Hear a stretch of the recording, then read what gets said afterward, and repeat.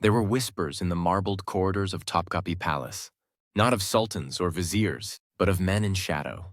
They moved like ghosts, cloaked in black silk, heads bowed, lips sealed. They held no family names, no children, no dynasties of their own, and yet they knew every secret, every betrayal, every chamber. They were the eunuchs of the Ottoman court, and for nearly 4 centuries, they controlled the empire's most dangerous power, the Sultan's secrets. To understand how eunuchs rose to such silent dominance, we must return to the very heart of the Ottoman world. Topkapi Palace. Unlike the European courts of the same era, the Ottoman Empire kept its royal women and inner family cloistered behind walls, in a mysterious forbidden zone known as the Harem. The Harem wasn't just a place of beauty and seduction. It was a political pressure cooker, brimming with ambition, jealousy, and manipulation.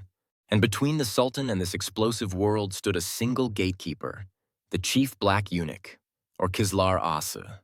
The eunuchs of the Ottoman court were not born in the empire. They were often enslaved as boys from Africa, Ethiopia, Sudan, or the Nile Valley, and forcibly castrated, then sent to serve in the palace. They had no families, no ties to any tribe or noble house. To the Sultan, this meant one thing: total loyalty.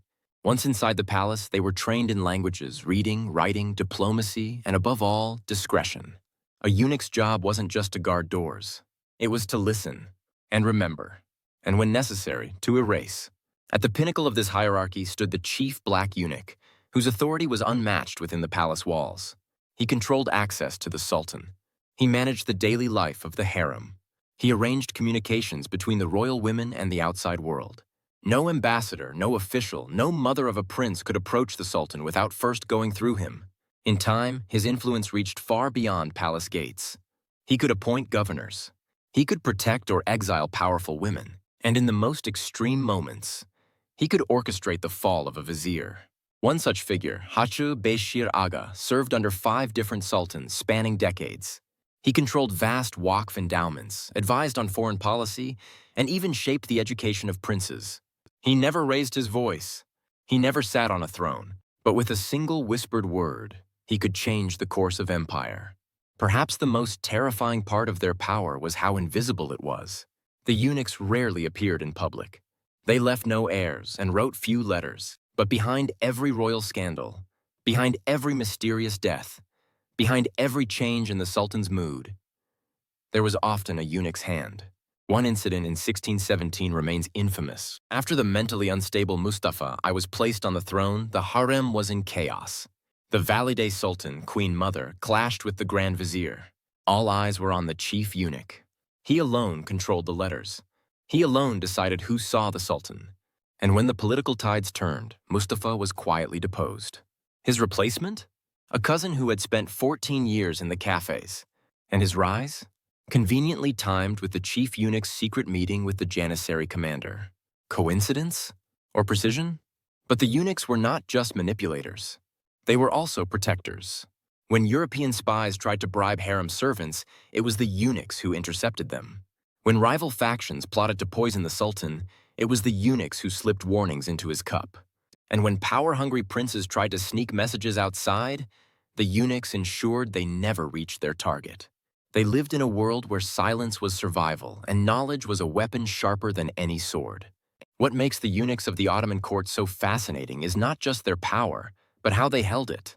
Without armies, titles, or lands, they became the ultimate intermediaries, the quiet architects of dynastic survival. Their lives were stripped of identity, but their influence shaped history from behind the veil.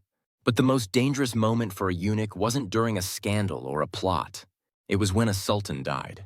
Because in the smoke-filled hours between one ruler's last breath and the next's first command, loyalties shifted, secrets surfaced, and sometimes the whisperers themselves were silenced forever. The death of a sultan was not just the end of a reign. It was the start of a deadly countdown. For the chief black eunuch, it meant one thing: survive the shift or vanish with the past.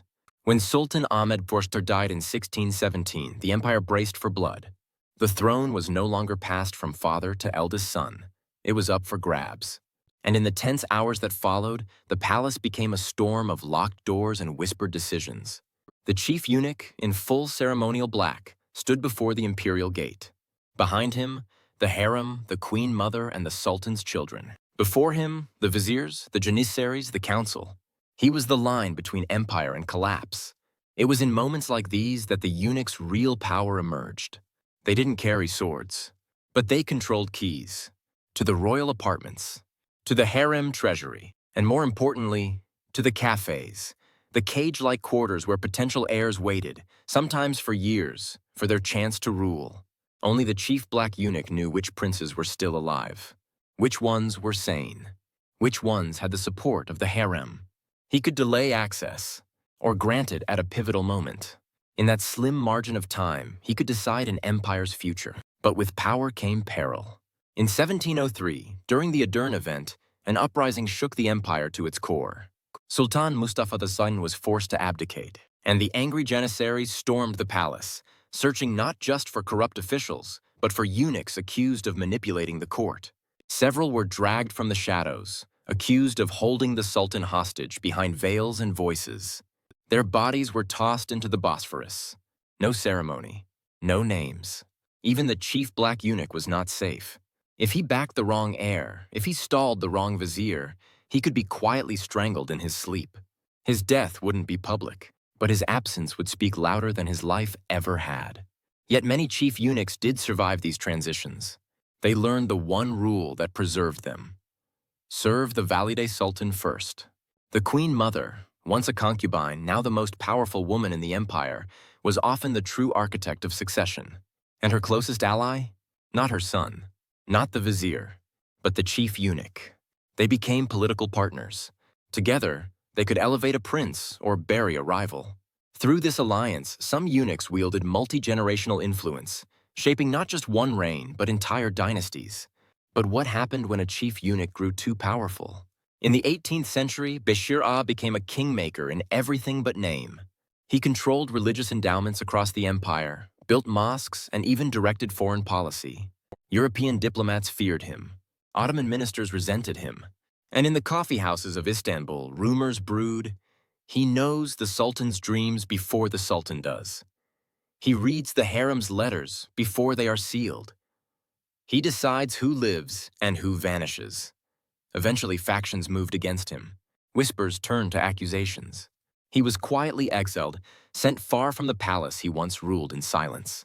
No trial, no rebellion, just a closed door and a legacy written in whispers. By the 19th century, the world was changing. The empire was shrinking. Reforms were rolling in. And with them, the role of the eunuch began to fade. The new palaces of the Tanzimat era were modern, Western, open. The harem system weakened. The cafes emptied. And the chief black eunuch became a relic of the past. The last known Kızlar Asa faded from record quietly, without scandal or death. Just a slow erasure. The whisper finally silenced.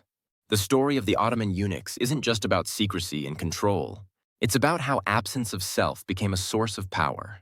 They had no bloodline, no heirs, no ambition for the throne. And because of that, they became the perfect vessels for influence. They lived in the walls, but shaped the halls of power. They remind us that history is often made not by those who rule, but by those who stand silently beside the throne. But what if one of those eunuchs didn't fade into silence? What if a secret journal was hidden deep within the palace? A record of betrayals, affairs, and royal crimes never revealed. Perhaps somewhere, the Sultan's secrets were never buried, just waiting to be opened.